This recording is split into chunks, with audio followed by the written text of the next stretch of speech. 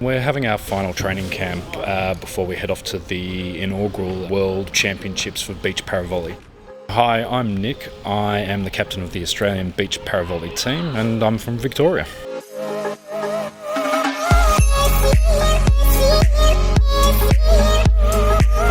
It's in China starting next week.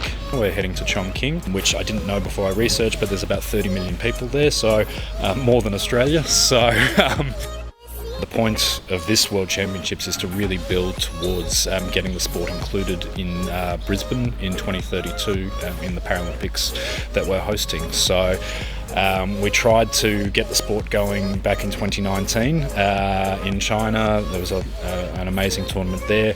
Unfortunately, COVID hit and the sport got held back a little bit. We developed the sport a lot here in Australia and built up our squad, but worldwide we haven't been able to compete, so this is our first international tournament for 5 years and we're really looking forward to it. This is the first time that the tournament will be played as a World Championships. In the previous they have had World Series competitions, but this will be the first official World Championships. The reason why these championships are so important is because World ParaVolley needs to have a few World Championships in a row before they can be considered for an Olympic, for a Paralympic spot. So we're aiming for 2032 for beach ParaVolley to be included in the Paralympic Games in Brisbane. So this is an amateur sport. It's a new sport, so it currently is not funded by the Sports Commission or the AIS. So at the moment, these championships, even though it's a World Championships, it's self-funded. So our players need to pay for their accommodation and flights. Volleyball Australia are helping by contributing to their team entry and also their uniforming. And of course, I'm going as a manager to look after them. But in general, the trip is funded by the players, and so it's hard because these guys work full time as well. They're not full time athletes, so the money they earn is not from playing the sport. I've been playing for Australia for 24 years, back to the Sydney 2000 Paralympics. So other than the Paralympics, we are self-funded, and that's not just tournaments. That is heading to training camps in different states. So our team, one from Sydney, one from WA, and myself from Victoria. We don't get to train together that often, and when we do, it costs hundreds and hundreds of dollars.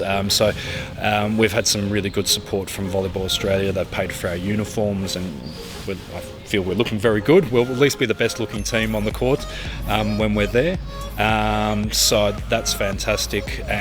But the travel, the accommodation is still funded by ourselves. We have got an Australian Sports Foundation fund going, which we are raising money, and we've had some amazing donations so far with that, and we really appreciate it.